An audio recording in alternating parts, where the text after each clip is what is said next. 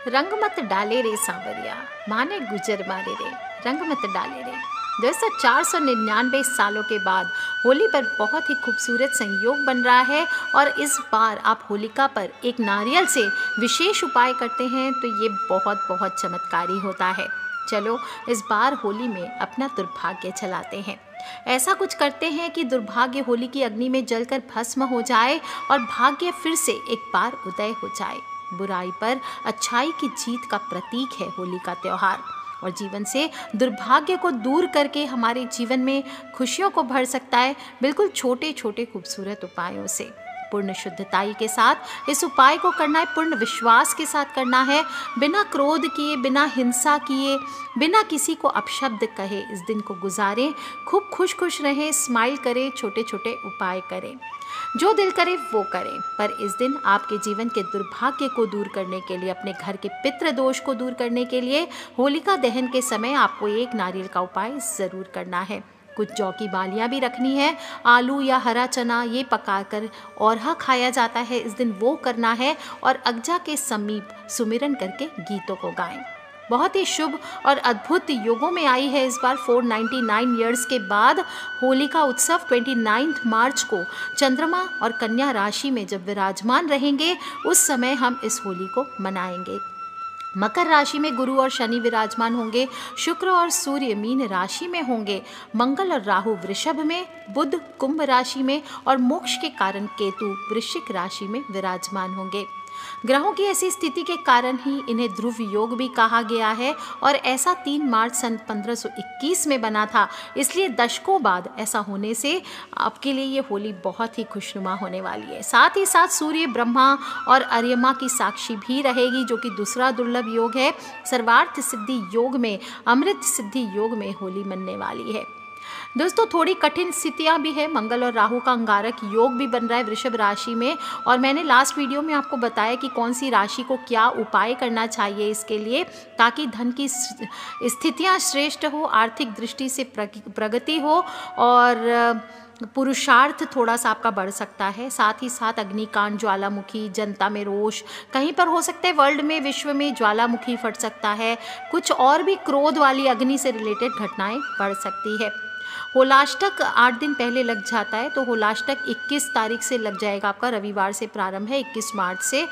होली के 8 दिन पहले से होलाष्टक लग जाता है, जिसमें कोई भी शुभ कार्य करने की मनाही होती है। जो लोग भी ढाल थापते हैं वो 24 मार्च बुधवार के दिन ढापेंगे 5:41 शाम से पहले।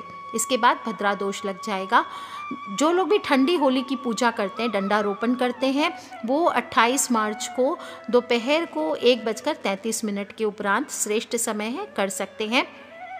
ठंडी होली की पूजा पूरे दिन शुद्ध होने के कारण आप ठंडी होली की पूजा कभी भी 1:30 बजे के बाद, 1:33 के बाद कभी भी कर सकते हैं। होलिका दहन का समय रविवार को शाम को 7:30 बजे का श्रेष्ठ मुहूर्त है। इसके अलावा अपने अपने स्टेट में जो भी आपके श्रेष्ठ मुहूर्त हो उस समय आप कीजिए। और रंग भरी होली जो धुलेंडी जिसे कहते हैं, उस पर आपको 29 तारीख को खेलनी है रंग भरी होली और इस दिन होलिका की राख से स्नान करके आपको होली खेलनी चाहिए। नहीं भी स्नान करेंगे राख से तो आप मस्तक और कंठ पर कम से कम इस दिन आप राख को जरूर लगाएं। होलिका दहन की पौराणिक बात ऐसी आती है कि कश्यप ऋषि के जो पुत्र थे हिरण्यकश्यप, उन्होंने अपनी तपस्या से ब्रह्मदेव को प्रसन्न कर लिया था, जिसके परिणाम स्वरूप उन्हें कोई भी देवता, देवी, नर, नारी, असुर, यक्ष, कोई अन्य जीव नहीं मार सकते थे। ना कोई अस्त्र मार सकता था, ना शस्त्र, ना दिन में, ना रात में, ना दोपहर में, ना घर में, ना बाहर, ना आकाश और ना ही पाताल में। ब्रह्मा जी के इस वरदान से वो अहंकारी हो गए थे और खुद को भगवान समझने लगे थे और अपनी प्रजा को अपनी पूजा करने के लिए विवश करने लगे। अनेक प्रकार के अत्याचार करते और हिरण्यकश्यप का ही एक पुत्र था प्रहलाद, जो भगवान विष्णु का भक्त था। जब इस बात की जानकारी हिरण्यकश्यप हुई तो उसने अपने पुत्र को समझाने का प्रयास किया और विष्णु भगवान की भक्ति छोड़ने को कहा, लेकिन प्रहलाद नहीं माने। वो विष्णु की भक्ति में लीन रहे और इसी बात से नाराज हिरण्यकश्यप ने प्रहलाद को तरह तरह की यातनाएं दी, लेकिन वो प्रहलाद विष्णु भक्त थे, वो जरा भी विचलित नहीं हुए। कभी अपने पुत्र को पहाड़ से नीचे धक्का दिया, कभी हाथी के पैरों तले कुचलने की कोशिश की, लेकिन हर बार उसे भगवान विष्णु के नाम बचा लेते। आखिरी में हिरण्यकश्यप के कहने पर होलिका प्रहलाद को अग्नि में जलाने के लिए उसे गोद में लेकर बैठ गई। कहते हैं कि होलिका को यह वरदान था कि अग्नि उसे नहीं जला सकती है, लेकिन भगवान विष्णु ने अपने प्रहलाद भक्त की लाज रखी और उसे अग्नि में जलने से बचा लिया। वहीं होलिका अग्नि में जलकर खाक हो गई। कहते हैं बुराई पर अच्छाई का त्योहार है और इस जीत के प्रतीक के तौर पर फागुन पूर्णिमा के दिन होलिका दहन किया जाता है। होलिका का एक और ख़ास महत्व है। कहा जाता है जो भुना हुआ धान्य होता है, अनाज होता है, इसे संस्कृत में होलिका कहते हैं। होली या होलिका शब्द यानी अनाज से लिया गया है और इन अनाज से इस दिन ये जो हम जलाते हैं इसे हवन करना भी कह सकते हैं। सामूहिक हवन के तौर पे होता है और इसी अग्नि की राख को लोग फिर अपने माथे पर लगाते हैं जिस पर कोई बुरा साया ना पड़े। इसके अनेक उपाय होते हैं, मैंने दूसरे वीडियो में दिए हुए हैं पहले, तो आप उसको देख सकते हैं और इस साल भी आपको मैं बताऊंगी कैसे करना है आपको राख से स्पेशल उपाय। होलिका दहन की पूजा की तैयारी के लिए पहले दिन ही तैयारी करके रख लें। जो लोग बड़कुल्ले बनाते हैं वो बड़कुल्ले बना लें, मुहूर्त आपको बताया है। फिर अक्षत, गंध, फूल, कच्चा सूत, 1 लोटा जल, माला, जेल माला जो कहते हैं वो जो बड़कुल्ले की माला है, या गोबर के कंडे की माला, रोली, गुड़, गुलाल, रंग, नारियल, जौ, चने, गेहूँ की बालियाँ, 7 साबुत हल्दी, मूंग, बताशे, सभी चीज़ें आपको पहले ही कर लेनी है। होलिका दहन से पहले आपको स्नान करना चाहिए। पूजा सामग्री लेके जो दहन का मुहूर्त है उस मुहूर्त में परिजनों के साथ सार्वजनिक स्थल पर बनी होलिका के पास एकत्रित हो जाएं।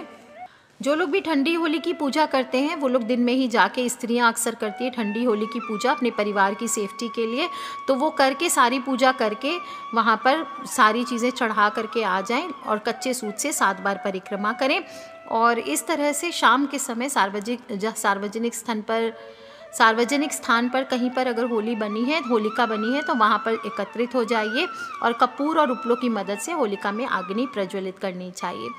पूरब या उत्तर दिशा की ओर मुख करके बैठ जाएं या खड़े हो जाएं और गंध, धूप, पुष्प आदि से होलिका की पंचोपचार पूजा करें। ओम होलिकाय नमः से होलिका की पूजा करें, ओम प्रहलादाय नमः से भक्त प्रहलाद की पूजा करें और ओम नरसिंहाय नमः से भगवान नरसिंह की पूजा करें।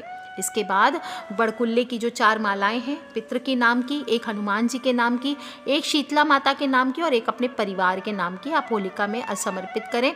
जिन लोगों के घर में जेंट्स के पर हर जेंट्स के या हर लड़के के नाम की माला बनती है वो वैसे बना सकते हैं और उसको बना करके आप अर्पित कीजिए। इसके बाद होलिका की 3 या 7 बार आपको परिक्रमा करनी चाहिए। आपको इस दौरान कच्चा सूत अगर पहले आपने ठंडी होली की पूजा में नहीं लपेटा है तो बाद में भी लपेट सकते हैं। जिन्होंने ठंडी होली की पूजा की है उनको सूत दोबारा लपेटने की ज़रूरत नहीं है।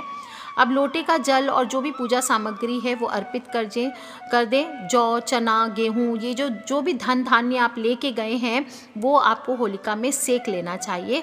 उसको घर जा कर के प्रसाद के तौर पर खाना चाहिए। कहा जाता है इस तरह से जो ओले बनाए जाते हैं इसको ओला कहते हैं और उससे वर्ष भर इसको खाने से मनुष्य स्वस्थ रहता है। अगर आपने अपने घर में भी होलिका बनाई है तो यहीं पर आप सारे उपाय कर सकते हैं। जो लोग भी पूजा का मंत्र जानना चाहते हैं वो अकूटा भयत्रस्ते कृता त्वम होली बालिशे अतस्ताम पूजयिष्यामि भूति भूति प्रदायिनीम, इस मंत्र को बोलते हुए पूजा कर सकते हैं। इस प्रकार से होली की पूजा पूर्ण हो जाती है। अब होली पूर्णिमा की रात्रि होती है, विशेष रात्रि होती है। तो यदि आपको लगता है कि इस दिन किसी ने कुछ किया धरा है या कुछ करवा दिया है तो ये छोटे छोटे उपाय आपको करने हैं जिससे आप अपने जो भी नेगेटिव एनर्जी है उसको काट सकते हैं। सबसे आसान है, एक नारियल से उपाय कीजिए। एक नारियल का सूखा गोला ले लीजिए जिसको गट्ट कहते हैं और सूखे गोले में जौ, गेहूँ, तिल, चावल, शक्कर, ये सभी चीज़ें एक साथ भर दीजिए। चाहे तो थोड़ी घी भी भर दीजिए उसमें और जलती हुई होली में आपको परिवार वालों के ऊपर से वार करके या ऐसे ही आपको अग्नि में समर्पित करना चाहिए। ऐसा करने से पितृदोष खत्म होता है और आर्थिक समृद्धि मिलती है। ओम सर्वेभ्यो पितृभ्यो नमो नमः, इस मंत्र का आप जप करते रहिए। कोई चीज़ मिसिंग हो तो टेंशन नहीं लेना है, जो है वो ही डाल दीजिए। जिन लोगों को राहु की दशा को लेकर के परेशानी है तो नारियल का गोला लेकर उसमें अलसी का तेल भर दीजिए और उसी में थोड़ा सा गुड़ डाल दीजिए। फिर उस गोले को अपने शरीर के अंगों पर स्पर्श कराकर जलती हुई होलिका में डाल देना चाहिए। इस उपाय से आपको पूरे साल भर राहु परेशान नहीं करेगा। आप चाहें तो शरीर में बड़ा कॉमन सा उपाय है, आजकल बड़ा फेमस हो रहा है, उपटन लगाकर उसका अंश डाल सकते हैं घर में शांति बनाए रखने के लिए। होलिका की अग्नि में जौ, आटा, इनका उपटन बना लीजिए। सारा परिवार को, हर सदस्य को करना चाहिए, अपने शरीर पर उपटन लगाना चाहिए। फिर उस मैल को निकाल करके होलिका में शाम के समय जब जाएंगे तो जला दीजिए। इससे भी नकारात्मक शक्तियाँ दूर होती है। होलिका दहन से पहले या बाद में, जब भी शाम के समय घर का जो उत्तर दिशा है यानी नॉर्थ साइड है, वहाँ पर आपको एक शुद्ध घी का दीपक ज़रूर जलाना चाहिए। ऐसा करने से घर में सुख शांति आती है। 2 टिक्की कपूर, 5-5 लौंग, ये कहते हैं कि फैमिली मेम्बर्स के सिर के ऊपर से वार सकते हैं। और हमेशा हर साल कहा जाता है डेंगू के लिए, फ्लू के लिए, और इस बार कोरोना वायरस है तो उसके लिए भी आपको ये उपाय भी ज़रूर करना है। 2 टिक्की कपूर पर मेंबर के नाम की और 5-5 लौंग प्रत्येक फैमिली मेम्बर के नाम का सबके सिर के ऊपर से वार दीजिए और ये संकल्प लें कि इस बार हम बीमारियों से अपना बचाव करके रहेंगे। दोस्तों, इस दिन सामूहिक रूप से फागुन गीत आदि, फगुआ आदि भी गाए जाते हैं। लोग एक दूसरे को गुलाल लगाकर गले मिलते हैं। लेकिन ध्यान रखना है, कोई भी मिठाई आदि कोई दे तो आपको तभी खाना है जब सभी लोग कॉमन में खा रहे हैं, अकेले में आपको नहीं खाना है। इस रात्रि में आपको चंद्रमा का पूजन भी ज़रूर करना चाहिए। पूर्णिमा की मधुर रात्रि है। ओम नमः शिवाय का जप कीजिए, श्री विष्णु सहस्त्र नाम का पाठ कीजिए। संकट से परेशान लोग जो हैं वो सुंदर कांड का पाठ कर सकते हैं और कई तांत्रिक सिद्धियां भी इस रात्रि को प्राप्त की जा सकती है। तांत्रिक रात्रि मानी जाती है। बगलामुखी अनुष्ठान हो, जो भी साधनाएं हो वो की जा सकती है। जिनको शनि की 7.5 है, शनि की महादशा से जो प्रभावित जन है, वो शनि के बीज मंत्रों का जप करें, हनुमान जी की विधिवत पूजा करें। इस रात्रि में आप चाहें तो अपने वजन के बराबर अन्न दान भी कर सकते हैं। गरीब जनों में वस्त्र और भोजन बांटे। निर्धन जन के बच्चों को खिलौने, अबीर, गुलाल ये बांट कर, किसी को पिचकारी दे करके कभी आप ये सब छोटे छोटे उपाय करते हैं तो आपके घर में कभी भी धन की कमी नहीं होती, साथ ही अन्य अनंत पुण्यों की प्राप्ति होती है। दोस्तों, आखिरी एक उपाय बता देती हूँ, नारियल का है। इसके लिए आपको एक सूखा नारियल लेना है जिसे गट कहते हैं। 16 दाने राई के लेने हैं। जो लाल वाली सरसों होती है बारीक वाली, वो लेनी है। और 3, 5 या 7 डली नमक की ले लीजिए। अगर नहीं है डलियाँ तो प्लेन नमक 2 चम्मच ले लीजिए। और जिस दिशा में बैठकर आप पूजन करते हैं उसी दिशा में मुख करके बैठ जाइए और गट में आपको राई और नमक भर लेना है। गट नहीं मिले तो सिर्फ नमक राई को मुट्ठी में भी बंद करके ले सकते हैं। और 7 बार आपको एक मंत्र बताऊंगी वो बोलना है और हर बार मंत्र को बोलकर मुट्ठी में फूंक मारनी है। 7 बार मंत्र बोलकर फूंक मारने के बाद सिर और सीने के सामने 7 बार घुमाकर जलती हुई अग्नि में डाल देना है। इससे आप पर किया गया टोना टोटका तुरंत वापस लौट कर चला जाएगा और जिसने भी किया है उस पर ही उल्टा असर पड़ेगा। इस प्रयोग से आप भूत प्रेत आदि की बाधा भी हटा सकते हैं और किसी दूसरे की नज़र भी उतारी जा सकती है। कौन सा मंत्र बोलना है आपको? ओम नमो आदेश गुरु का 1 ठौ गट सरसों 16 राई मोरो पठवल कोरो जाई जे करे ते मरे उलट विद्या ताही पे पड़े। शब्द साचा पिंड कांचा फूरो मंत्र ईश्वरी वाचा दुहाई श्री भोलेनाथ की, या भोलेनाथ की जगह जो भी आपके इष्ट देव हैं आप उनका नाम ले सकते हैं। मंत्र बोलकर फूंक मारने के बाद सिर और सीने के सामने 7 बार इसको घुमाकर जलती अग्नि में डाल दीजिए होलिका दहन के समय या कहीं भी अग्नि में। इससे आप पर किया गया जो भी टोना टोटका, कोई भी बुराई हो, कोई भी बाधा हो, वो तुरंत वापस लौटकर चली जाएगी और जिसने किया उसी पर उल्टा असर डालेगा। कोई भी भूत प्रेत की बाधा हो वो भी कटेगी, दूसरे की नज़र बाधा हो वो भी उतरेगी। कुछ बातों का ध्यान रखना चाहिए। नव विवाहिता जो होती है, कहते हैं उनको पहली होली जलते हुए नहीं देखनी चाहिए, ऐसा करना अशुभ माना जाता है। तो वो अगर आप अपने फैमिली का नियम देख लीजिए, जो आपके परिवार के नियम है वही फॉलो करना है। कहीं कहीं पर सास बहू को साथ में होली जलते हुए नहीं देखते हैं, तो इन बातों को माने। इस दिन, होली के दिन, ना तो किसी को आपको धन देना चाहिए, ना ही किसी से पैसे लेने चाहिए। इससे भी माता लक्ष्मी रूठ जाती है। बहुत सारे नियम होते हैं, वो मैं दूसरे वीडियो में बताऊंगी क्या क्या नियम आपको पालन करने हैं, तो वो आप कीजिए। और इस दिन भक्त प्रहलाद की कथा जो मैंने आपको फर्स्ट में सुनाई है वो ज़रूर सुनानी चाहिए। दोस्तों, नारद पुराण के अनुसार होलिका के अगले दिन यानी कि धुलेंडी के दिन, जिस दिन रंग वाली हम होली खेलते हैं, उस दिन आपको सुबह सुबह नित्य कर्मों से निवृत्त होकर पितरों और देवताओं का पूजन जरूर करना चाहिए। सभी दोषों की शांति के लिए होलिका की राख को वंदना करके पूरे शरीर में लगाकर गर्म जल से स्नान करना चाहिए। पूरे घर में राख का थोड़ा थोड़ा छिड़काव करें, इससे भी आपके घर की जो नज़र बाधा होती है वो दूर होती है। साथ ही हो सके तो घर के आंगन में भी अक्षतों को, जो चावल होते हैं उसको अलग अलग रंग के गुलाल से कलर कर लीजिए और उसको रंग करके आप उससे रंगोली आदि बना करके या ऐसे भी पूजन कर सकते हैं। इसके बाद माँ पृथ्वी को प्रणाम करें, सभी पितरों को नमन करें, ईश्वर से प्रार्थना करें कि आपके परिवार, घर, सभी में, समाज में आपको सुख समृद्धि का आशीर्वाद दे।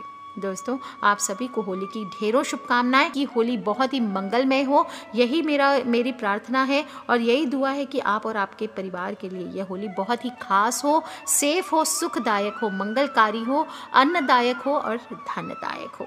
आप सभी को होली की ढेरों ढेरों शुभकामनाएं। खिलखिलाते रहें, मुस्कुराते रहें, सब्सक्राइब करके रखें ताकि आने वाले वीडियो से आप और मैं कनेक्टेड रहें और अपने फ्रेंड्स, फैमिली, मम्मी पापा, भाई बहन, बच्चे सभी लोगों से इस उपाय को ज़रूर शेयर करें।